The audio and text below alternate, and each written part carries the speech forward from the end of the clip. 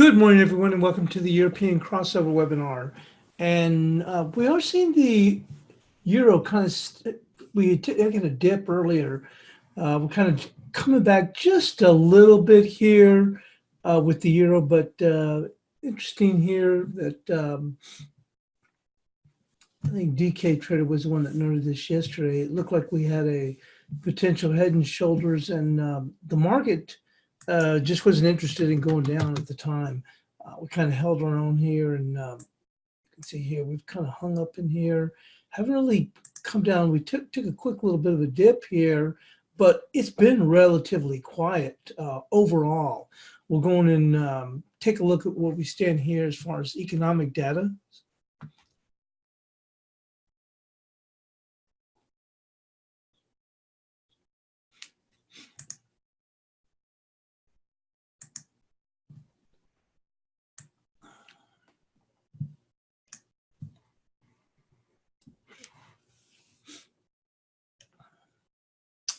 We have Italian trade balances coming in at this time.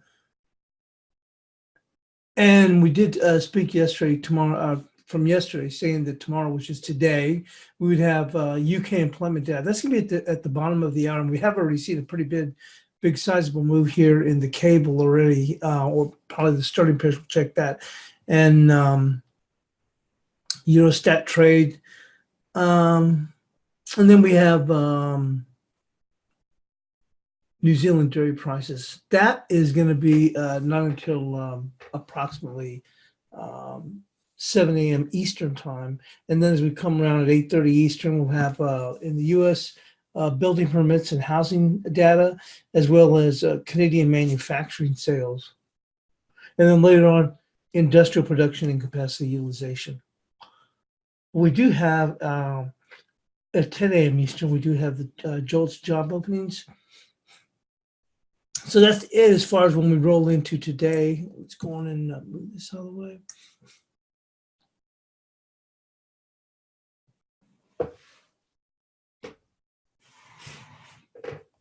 And a quick survey over the landscape.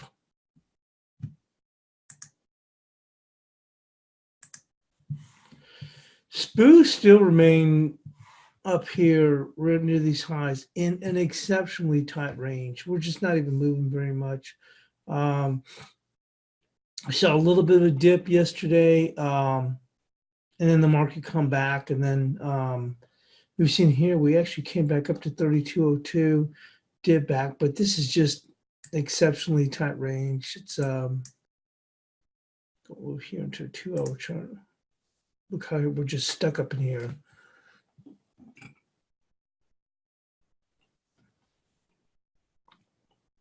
And bonds actually, we were under some pressure yesterday. I was talking about it being in a little zone of support, which is 56.24 to 56.28. We did hold there, and we've actually been working steadily higher, even though S&Ps have held up overall. So interesting move here in the bonds yesterday because one moment. Yesterday, when we came in this support area, which is this 57.12-ish area here, it looked like the market was going to try and hold on. Once we broke below that, or we started to slide below, it really broke lower and headed down here towards it. It was not quite even 56.28, maybe a little bit higher, 56.30, and then we held there steady, but we still couldn't, even when the S&Ps looked like they might start to slide, we could not find a bid. We finally did late in the day after we'd already tagged 56.24, and you can see we've seen a steady move higher all the way through Asia into Europe, which is kind of unusual considering how the S&Ps have held up. So yesterday, as we slid, we couldn't even find a bid here in the bonds, and now here's S&Ps holding up, and now can't. Don't want to go exaggerate, but it's almost like we can't find an offer here. Gold still remains lower here. We're actually looking here on the daily, but we'll move it here into the 2-hour. So we're here at the 1480s after taking that pretty good sizable dip on Friday, post all this China announcement news. But we've come back, we've recovered a bit here. We dipped all the way down. You saw that down to the 1460s, and we've little by little been recovering since then. Crude oil still remains above $60. Interesting. And once again, it also is trading just like the S&Ps in a very tight range. Look at this. Unbelievable here. Just exceptionally tight range here.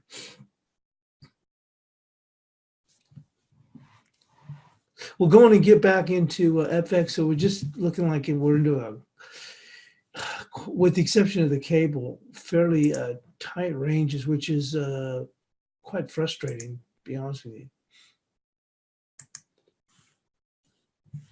We have seen the cable going and slipping here. Canadian dollar, after taking that dip, we were looking for a move to 31.36. It exceeded that, and then we've since been working a little bit higher. And actually, it looked like we may just kind of run out of gas as we dipped. And then here we are trying to reassert ourselves. Interesting here. And dollar index working a little bit higher also here.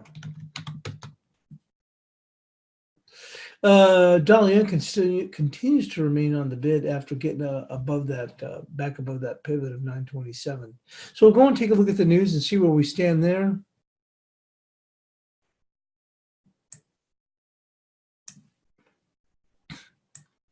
Speaking of the aforementioned Canadian dollar, the Canadian dollar strengthened to a near 7-week high against the greenback on Monday after a U.S.-China trade deal that could boost the global economy, but the currency gave up much of the gains as investors' optimism was kept in check. We know, like I said, we made it down.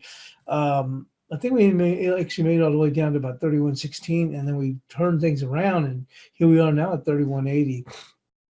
I think this morning, Looney buyers bought the hype from over the weekend, said Eric Brager, head of FX strategy. On Sunday, U.S. Trade Representative Robert Litzinger said that a phase 1 trade deal between the U.S. and China reached on Friday was totally done, despite the need for translation. It would nearly double the U.S. exports. Everybody knows that that's a lie about it being totally done. Yeah, that's why the Chinese didn't even mention anything about ag sales. Or ag purchases, I should say. While U.S. officials have touted the deal, Chinese officials have been more cautious, emphasizing that the trade dispute has not been completely settled. Now, that's the truth. Canada is a major exporter of commodities, including oil, so its economy could benefit from an improved outlook from global trade. Canadian budget deficits will be larger than forecast for the next 5 years. Finance Minister Bill Monroe said in a fiscal update on Monday. That could give Ottawa less room to spend on new initiatives. The central bank, which has resisted pressures this year to ease interest rates, has pointed to housing activity as a source of resilience in the Canadian economy. Data on Monday for the Canadian Real Estate Association showed that Canadian home sales rose in November for the 9th straight month. Separate data from Statistics Canada showed that foreign investors bought nearly $11.32 billion in Canadian securities in October. That was kind of a wrap of the Canadian dollars from yesterday. Even the news is relatively quiet this morning. Going on with the Aussie. We do see the Aussie under pressure. The Aussie falls on central bank minutes and the pound tanks. The Aussie dollar fell nearly 0.5% on Tuesday after the central bank opened the door to another cut in interest rates as early as February, while the pound tanked on reports that Prime Minister Boris Johnson was seeking a hard line on Britain's transition period after Brexit. The Australian dollar lost after the minutes of the December policy meeting showed the central bank's board was concerned that the wage growth was too weak to revive another inflation of consumption. The downside may be limited, however, as investors were cautiously optimistic over an interim trade deal that the U.S. and China struck last week, which fueled gains in emerging markets currencies and capped the yen and Swiss franc. The deal announced on Friday after more than 2.5 years of volatile negotiations between the Washington and Beijing will reduce U.S. tariffs on Chinese goods in exchange for increased Chinese purchases of U.S. goods. That said, market expectations of a phase 1 U.S.-China trade deal could limit the currency's downside in the near term. The pound was another big loser in early London trading after reports that Johnson revised withdrawal agreement bill would require the UK to have arrangements to leave the EU in place by December 31st next year. Against the dollar, the British currency fell to 32.36 in early Asian trading and was hovering slightly above that level at 32.53. The drop in the Aussie and the pound boosted the greenback with the U.S. currency trading 1/10% stronger.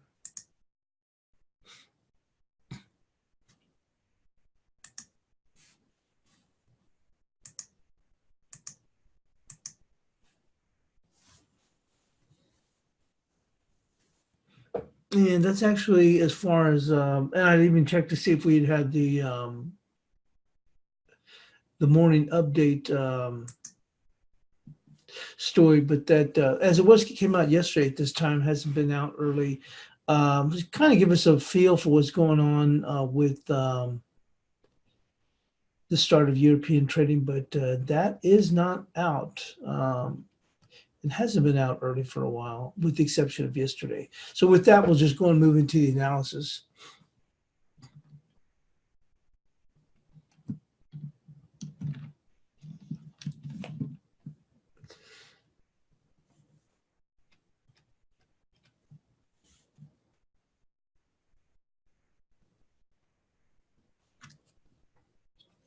There's also came across a wire of a rate cut out of the UK in 2020, also applying some pressure, saying over the squawk that that story supposedly it has legs.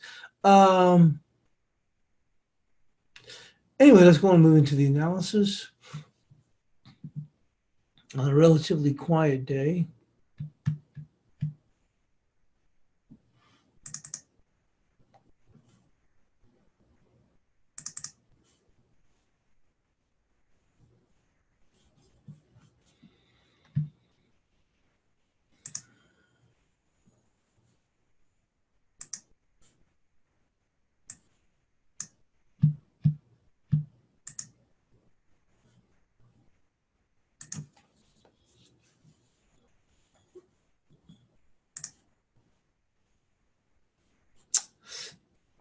Okay, let's get into the euro.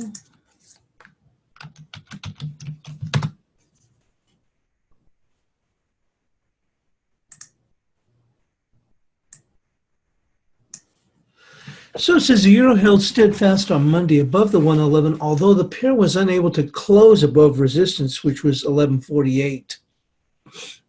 Intraday resistance on Tuesday will be 1180 with support at 1105. So, I mean, it looked like we, after Friday's close, it looked like we could start heading lower.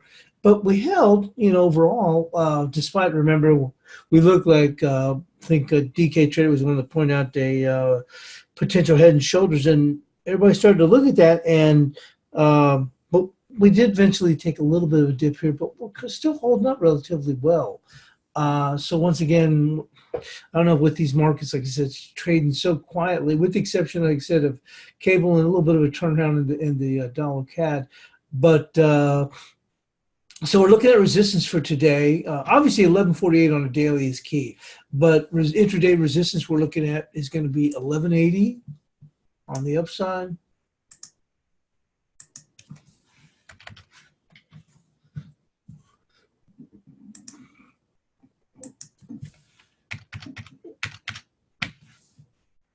And support 1105.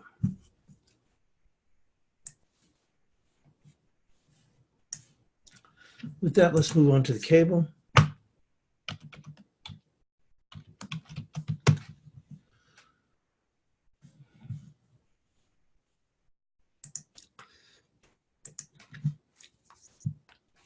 So cable pushed higher earlier in the day's session, which was Monday, but finished Monday with a gravestone doji. Resistance is 33.78 with support at 32.59, where we've even slid beyond that. And you can see here on the pullback, we're looking for a move down here to 31.46, which is a 23%. And we've almost come that low. Let's see, this 31.57. As I mentioned, 31.46. And you can see some additional support here at 31.30 right there. So 31.46 is a 23% and some good support down here at, it's called 31.35. So we just exceeded this 32.06. And the low so far is 31.63. So let's go with 31.36 confluence with 31.46. 31.36.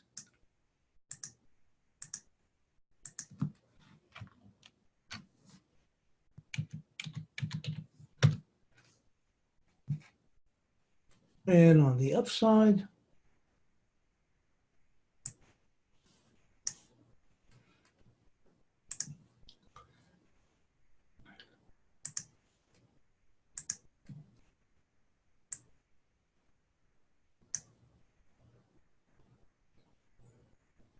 it's going to bet right there. The bottom of this, it's going to be 32.36.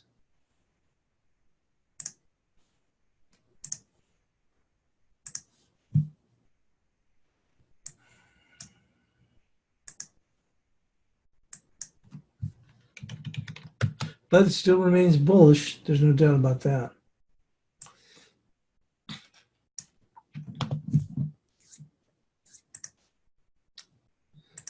Let's go move into the Aussie dollar.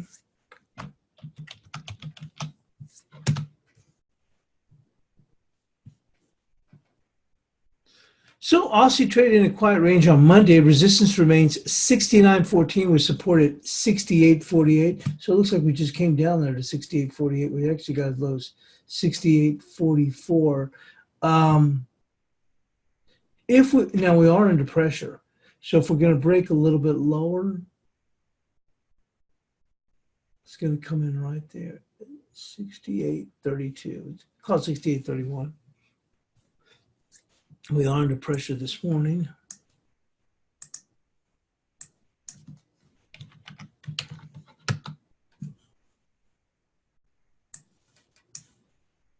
And resistance right there. 68.86.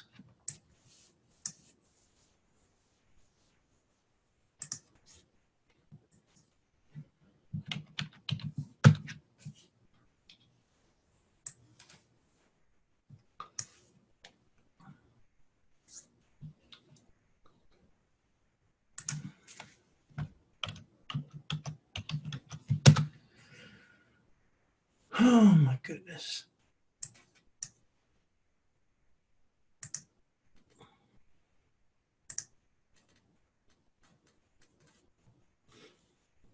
Okay, with Kiwi following Friday's Gravestone Doji close, Kiwi traded in a very tight range. Upside resistance remains 66.32 with support at 65.35. We're still holding up, obviously, a whole heck of a lot better than the Aussie. So support is going to be 65.35. Upside resistance, we mentioned at 66.32, we can see this pink line coming across. But we're under some pressure today, so we're actually going to lower this just a bit here. You can see right there. As we looks like, I mean, we had a very nice run. So certainly a pullback is just within reason. So we'll just put the resistance just right there. 68.06. Keep it pretty tight.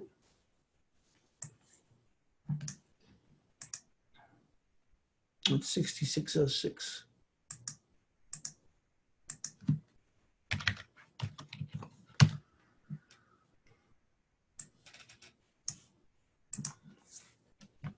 And then on to the dollar CAD.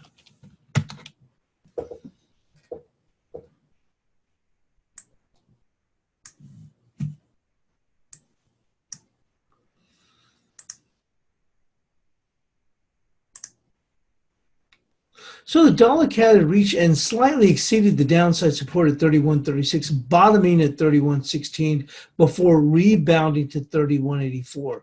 Resistance is the prior failed support, which was 32.05. You can see that right there. Right there. Was support at 31.33. So what? Like I said, we were looking for a move down to this 31.36. We kept hanging around. We finally got it. We actually exceeded, getting down to 31.16, and then did a bit of a rebound. Looked like we might start to just pull back a little bit, but we're holding up overall. And we had our support at 31.33. We bottomed out around 31.48. So resistance is going to be 32.05, which is that failed support.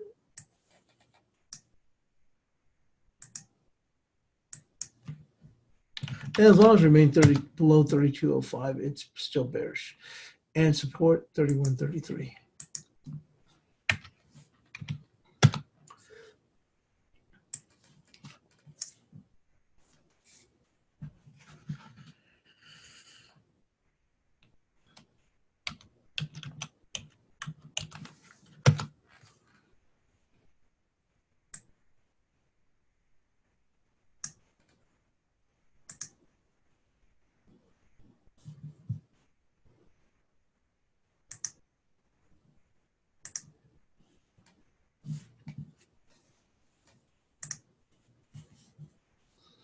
So we're coming up on UK data. It's going to be out, so bear with us.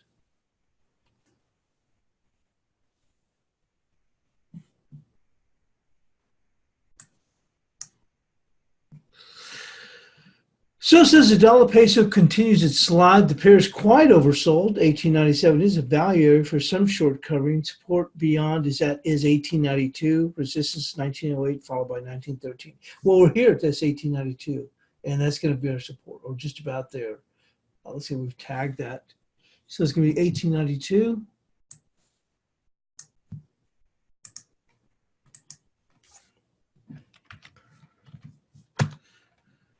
And this market continues to be under quite a bit of pressure. On the upside, it's going to be 1908. Right there. And with that, we'll move on to the dollar yen.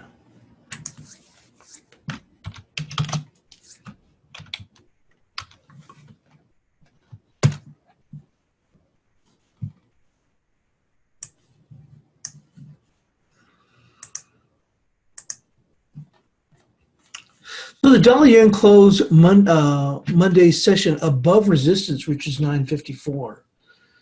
Immediate resistance is 977, followed by 1006. Support is the pivot, 927. So we did get above that 954 on the daily close. You can see here,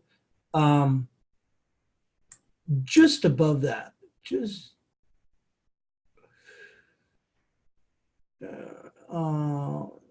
we actually closed right there, actually at 954. It looked like we closed a little bit better than that. I thought we closed 957. But that being said, we closed right there, so open the door for us to challenge higher with resistance at 977.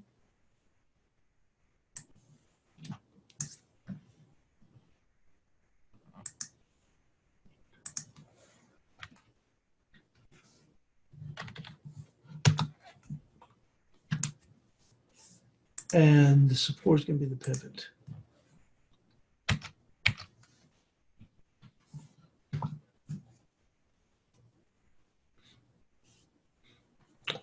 And with that, let's go move into cash dollar index.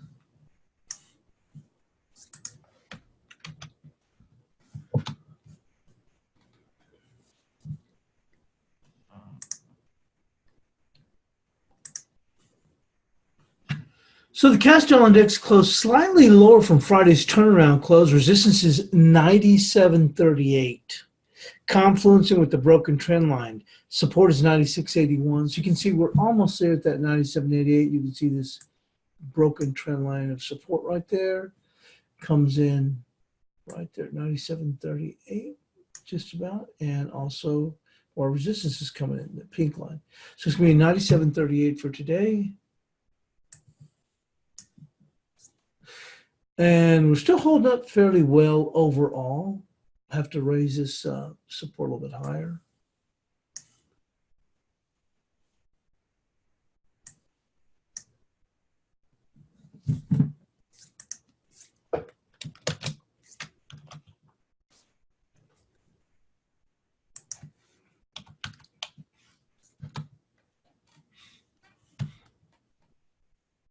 And let's see here.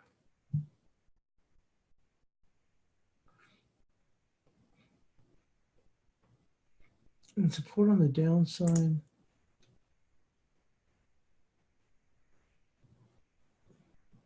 Right there, 97.02.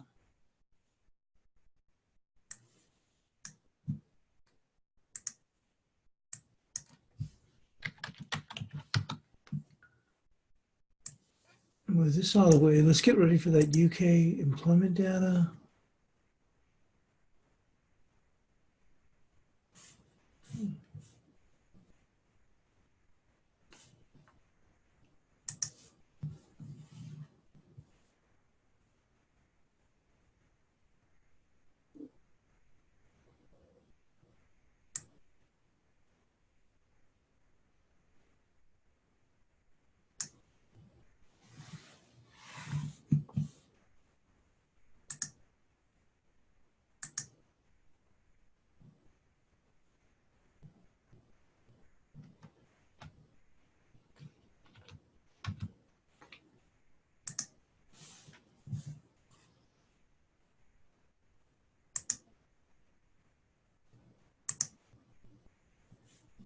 And just bear with me. I'm just trying to get this posted into the room, into the chat room. So,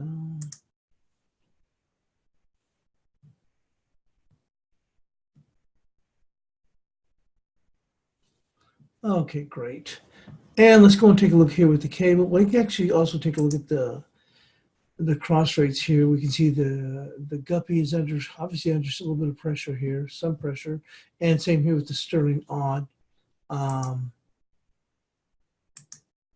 Look here in the sterling odd after posting also a Greystone Doji yesterday, coming just below that 92.58. And let's go and take a look at the guppy.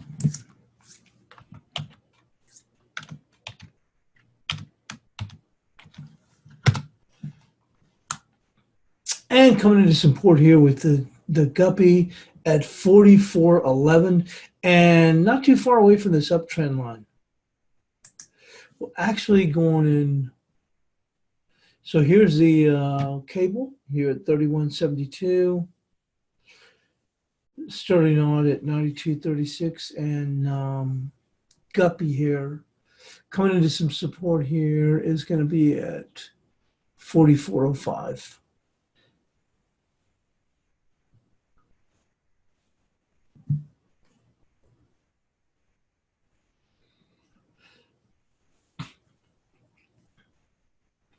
About 2.5 minutes away. Here's what they're looking at overall. Rotus polls for 24,500. Previous was 33,000. Our rate 3.9%. Employment change minus 10,000.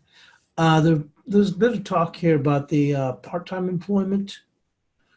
So we shall see how that number plays itself out.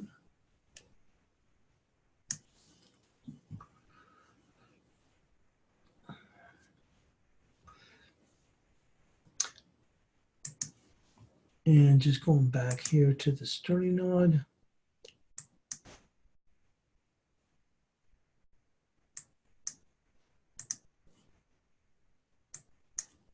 There's a guppy, but let's go on to the sterling node. Just below that 92.58, we'll see how much of a change we'll go and see. I mean, how much of an impact this will make up, but certainly under some pressure here. All the pairs, all the sterling pairs. And 1 minute until data.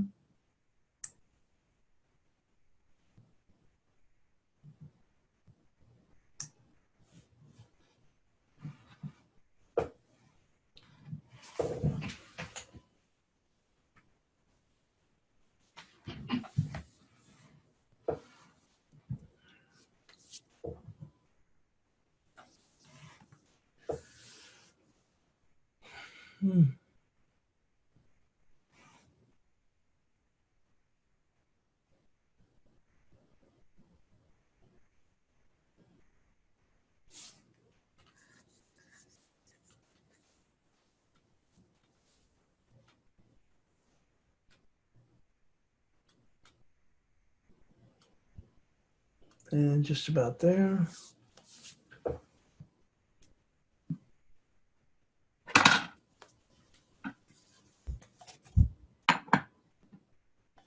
And here we go.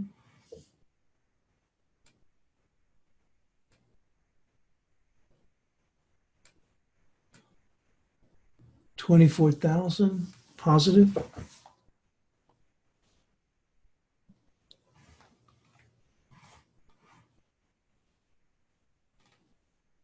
(3.2% on year over year). And the change hasn't been that much of an impact here on these pairs. I thought we were seeing, especially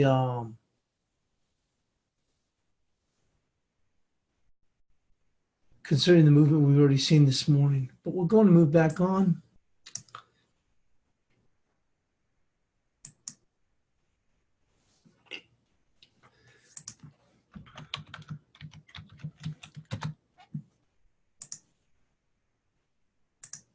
And you can see here, 31.46 is at 23%.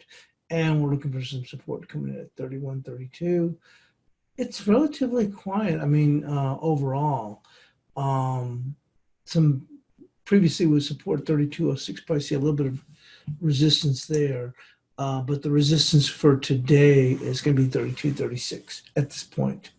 We'll go and move into the cross rates.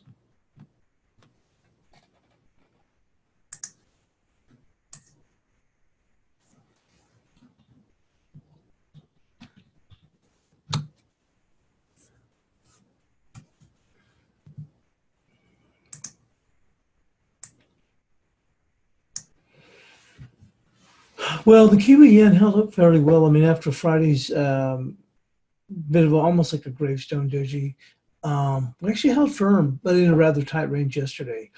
We actually tagged back up here at resistance, which is going to be 72.37. Let's go mark that here. You can see that. So it's going to still remain the same. Once again, in a very, very tight range. Potentially, we can go on and come in a little bit lower. Let's just go mark yesterday's Friday's low as a support, which is going to be 71.82. We're still open to a pull down, but we're holding up much better. Which that pull down would pull us down to about right there. Yeah, I tell you what, we'll stay with that 71.65. You can see that the prior high and confluence in here with this trend line support. So we'll keep that at 71.65. With that, let's go and move into the euro yen.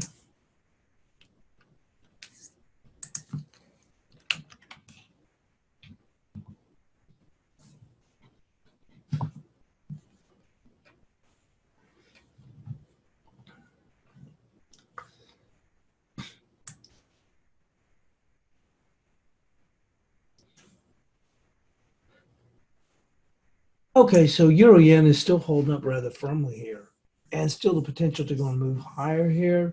Obviously, with really more, I have to say, to do with the yen itself weakening than the euro, which is basically just at this point you have to realistically say it's basically just treading water. This has more to do with yen weakness.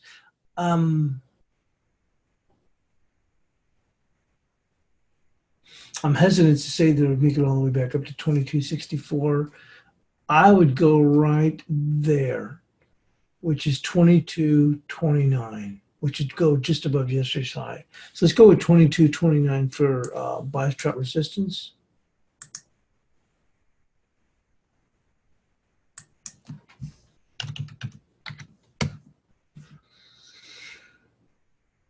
Support we had at 21.56. We seem to be holding a bit better, and obviously, like I said, it has more to do with the yen weakness and euro strength. For support,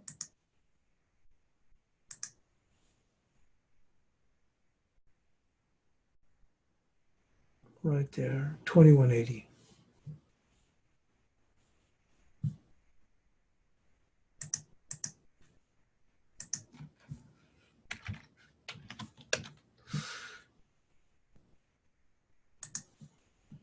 Let's go move into the euro odd.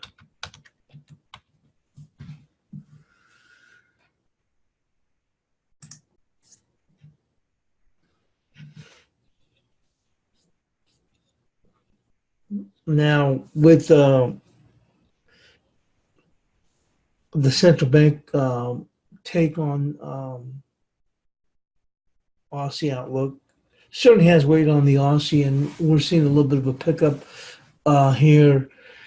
Once again, I think it has a little bit more to do with that than, as I said, than the euro, which is basically, once again, just treading water. Resistance is going to be right here at 62.95.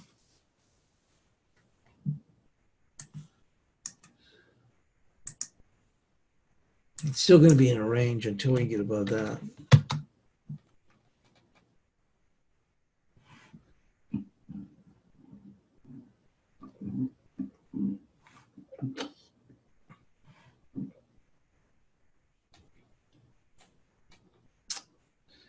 And support is going to be right there, 61.70. We'll call it 61.78. bit of an improvement here.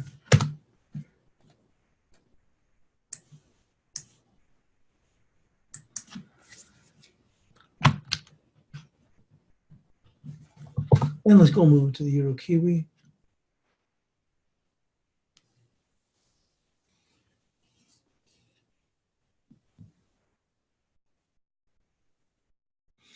Well, we've rebounded just a bit. We're coming to the 69.42. I think yesterday we had a resistance right there, which is 69.66. We actually kept it right there for that level. So we're going to move it up to 69.66.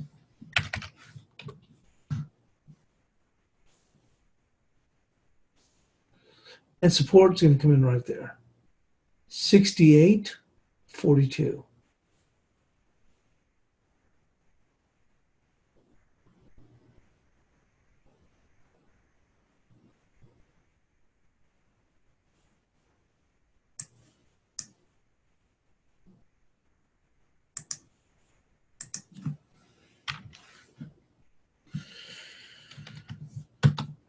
And let's go with the LCN.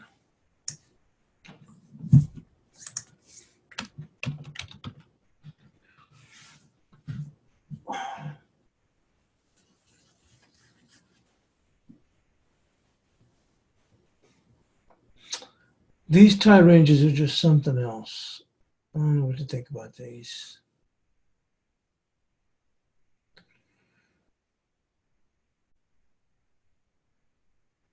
$75.62 on the upside, 75 cents on the downside.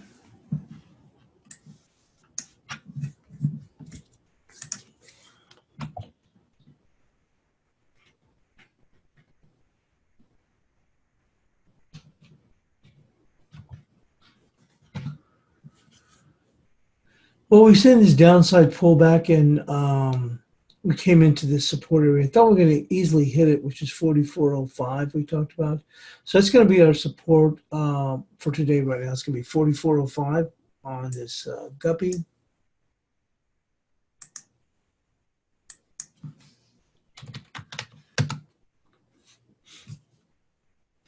And let's take a look on the upside. We'll take a look at the 2-hour chart.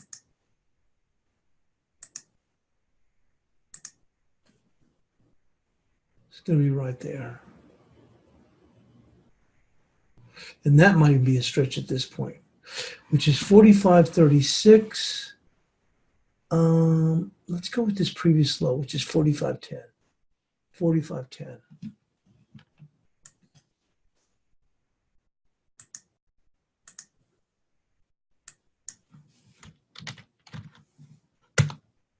Obviously still bullish, and we're moving to the sterling odd.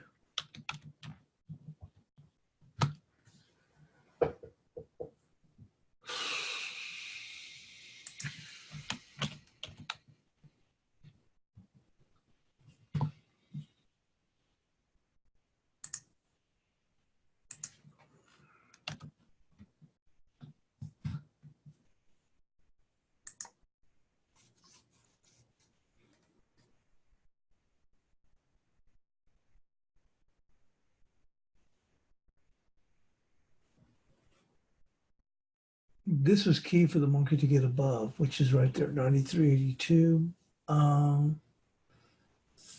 But looking at where we are now after the slide,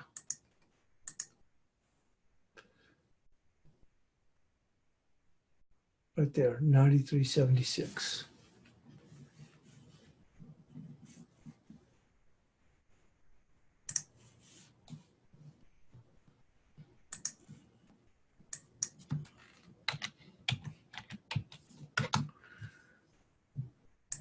And on the downside,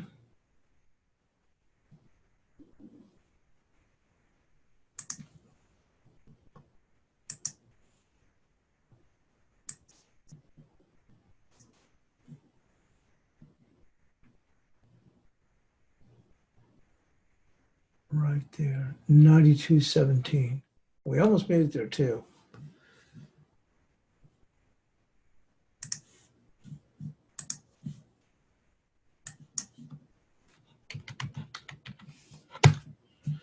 Fitch on the wire saying that the U.S.-China trade tensions have eased, but they have yet to be resolved. Well, yeah, everybody knows that, despite what the administration says. Um,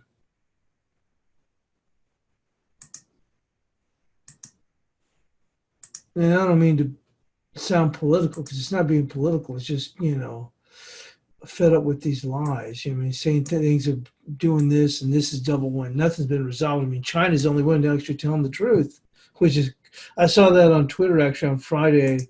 I don't know if it was Ivan the K was noted. He goes, we're actually all sitting on waiting at the edge of our seats, waiting to actually get the truth of the deal from all places China, which they were saying that when we were waiting that China news conference.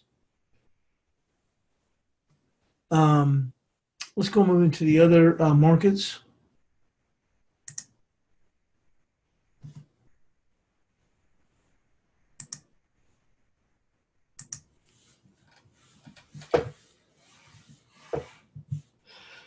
As I mentioned here, these SPUs are just, I've been trading them, but I actually only had one trade yesterday, and it was only for a slight amount. And it's, to be quite honest with you, it's frustrating. We're not even moving. It's just, now what I was looking for, and his, I don't want to say came to fruition, but I mean, it did hit that area. I was looking for a move to 86.15. We actually got above it. And then for the market to stall, and then potential in the NASDAQ, even though I don't trade the NASDAQ, and then potentially set a move up here for the spruce for a decent pullback today. We'll see if that happens. I was looking for potentially a move down here into 3170s. We're just hanging around here. I mean, we are in a pretty tight range in here if you look at this.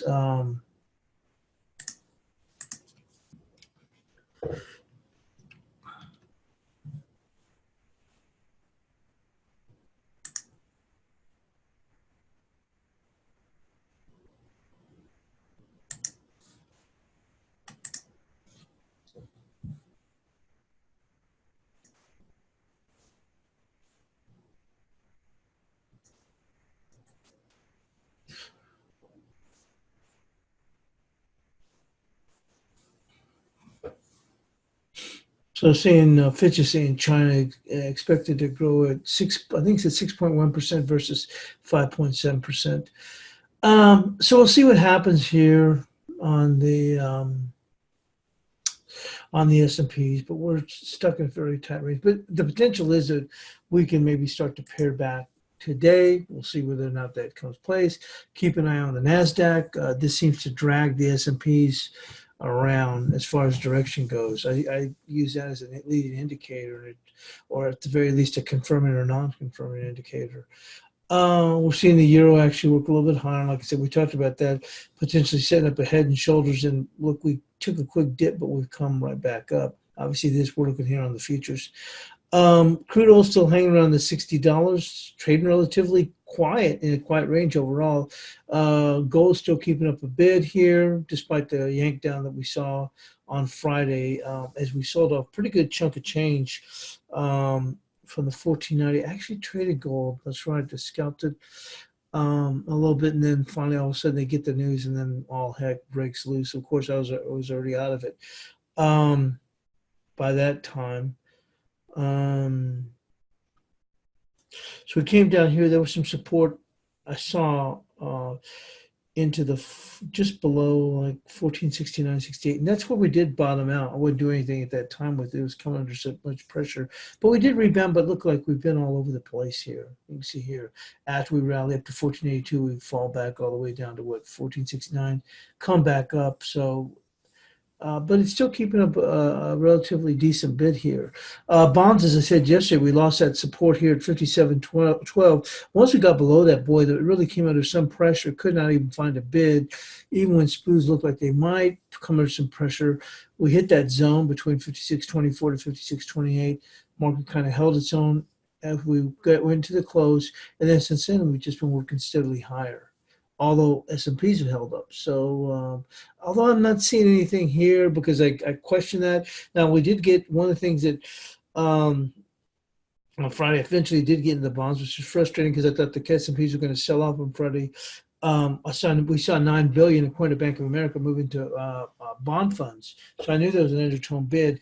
But yesterday when we came down here and haven't done anything with the bonds, we could not find a bid. So the fact that we're finding a bid now, I mean, I'm not going to say I question it. It's just that I'm not putting a whole lot of solace into that or garnering a lot of solace because we couldn't even find a bid on the way down yesterday. And that was, after a pretty good little move here on the way down. I mean, all we could say is we were holding our own, but it wasn't like as if we were starting to see this market kind of pare back. And it wasn't until we got into Asia that we started to see this move. So I kind of question this. Now, if we do see this boost slide, we probably will see a bit of a rebound here in bonds, but certainly nothing that I would consider a telltale at this point. That's all we have for today. We'll see you in that fixed daily roundup. Have a great day.